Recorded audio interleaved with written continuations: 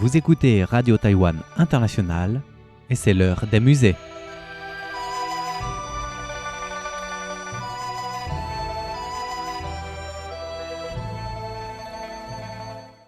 Mes plus chers amis francophones, c'est avec une grande joie que je vous accueille à nouveau pour cette édition de l'heure des musées. Au cours des semaines précédentes, nous avons exploré le 10e signe du zodiaque chinois, le coq, en suivant une approche chronologique. La semaine dernière, nous avons conclu notre exploration de la dynastie Ming. Aujourd'hui, nous poursuivons notre voyage en plongeant dans l'époque de la dynastie Qing à travers de nombreux exemples variés. Merci de vous référer aux images en 1 et en 2 pour consulter le premier exemple. Coq en jade blanc.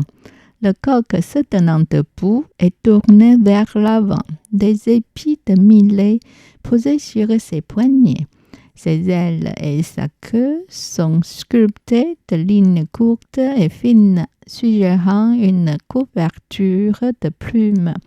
La façon dont le coq manipule les épis de millet suggère qu'il peut avoir une signification auspicieuse d'anticipation d'une bonne récolte dans l'année à venir.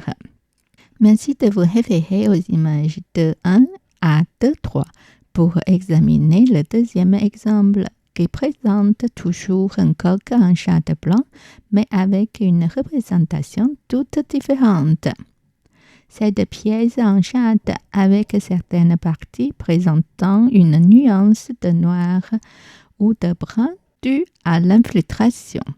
Elle a été sculptée en relief en ronde bosse, représentant un coq dans une position de repos à genoux, la tête légèrement inclinée vers la gauche.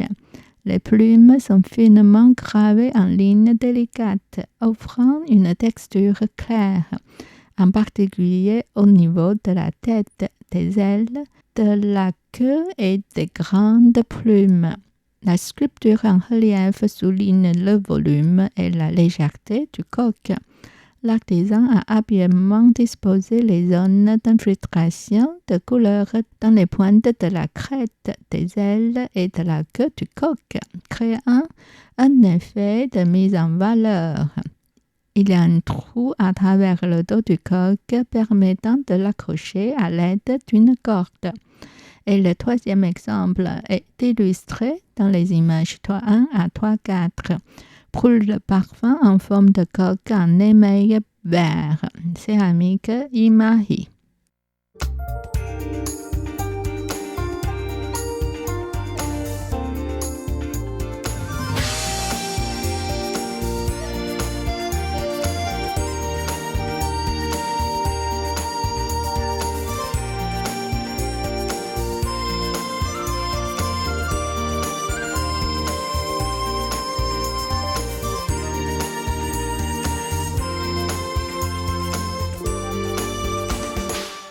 Ce brûle parfum a été façonné pour ressembler à un coq mâle en position accroupie. Les ailes étendues vers le sol, la queue haute et abondante, la tête du coq est tournée vers l'arrière, les yeux grands ouverts et les becs ouverts, créant une posture fière et majestueuse. L'épaisseur de la paroi est légèrement supérieure, recouverte d'un émail vert transparent, avec des nuances de gris-blanc. L'ensemble de l'objet peut être divisé en deux parties. Le corps du coq est un socle cylindrique qui peut être retiré de la base. Le bord de la base n'est pas émaillé et est recouvert d'une glaçure protectrice de couleur ocre. Cet objet a été conçu pour être utilisé comme brûle-parfum.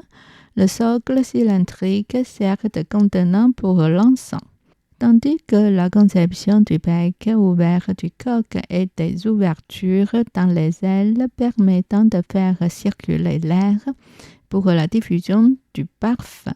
Cette pièce est une création japonaise. Et le quatrième exemple est illustré dans les images 4.1 à 4.3.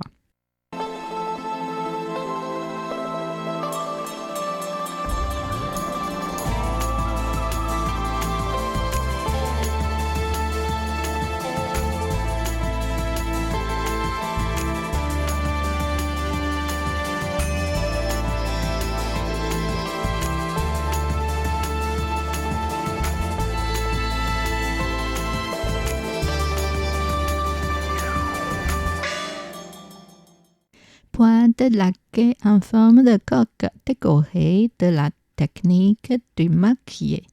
À l'intérieur du coque, il y a un bateau en ivoire. Chaque plume est décorée avec des bords roses et d'or. Les plumes sont disposées en couches, créant un effet de texture naturelle et d'une brillance lisse, semblable à des plumes soigneusement peignées.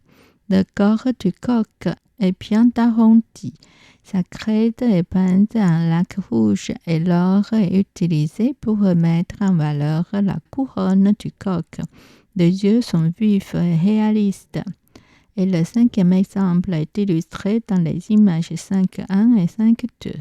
Bolanchade vert imitant le style de Cheng Hua.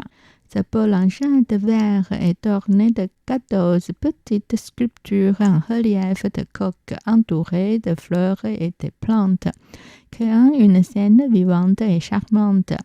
Il peut être lié au bol avec un motif coq dans le châtain de l'époque Cheng Hua de la dynastie Ming. Et le sixième exemple est illustré dans les images 6.1 et 6.2.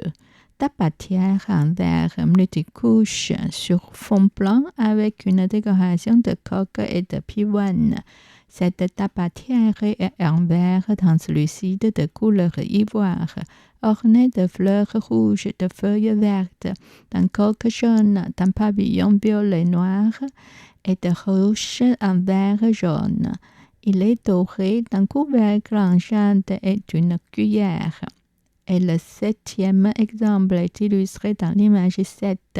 Coco et rose trémière jaune. La seule information dont nous disposons sur Zhou Fan est qu'il était célèbre pour ses peintures de perroquets et de pigeons.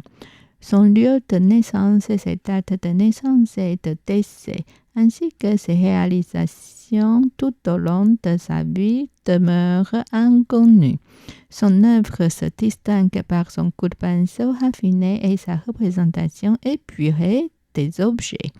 Ces caractéristiques confèrent à sa peinture une saveur fraîche et spontanée. Et le huitième exemple est illustré dans l'image 8. D'après une peinture de l'Académie de Song représentant un coq sous des fleurs de grenadier. Zhou Yigui est né en 1686 et est décédé en 1772. Son style de peinture était généralement formel et ne manifestait que rarement un geste libre et spontané. Le résultat était un coup de pinceau élégant dans sa forme et brillant dans sa couleur. Et le neuvième exemple est illustré dans l'image 9. Broderie de radiance printanière. L'enchaîning est le nom chinois utilisé par l'Italien Giuseppe Castiglione. À l'âge de 19 ans, Castiglione est entré dans l'ordre des Jésuites en Italie en tant que novice et sa formation initiale comprenant la peinture et l'architecture. Il a ensuite été envoyé en Chine et est arrivé en 1715. Ses compétences artistiques ont attiré l'attention de l'empereur et il a servi à la cour intérieure pendant les règnes de Kangxi, Yongzheng et Qianlong en tant que peintre. Il a combiné sa formation antérieure avec des études des techniques de peinture chinoise pour créer un style fusionnant le meilleur des deux traditions. Il excellait dans la représentation de personnages, d'oiseaux et de fleurs, en particulier des chiens et des chevaux.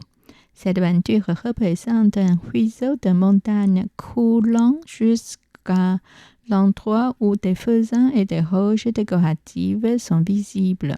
Sur et autour des roches se trouvent diverses fleurs, du bambou et des champignons.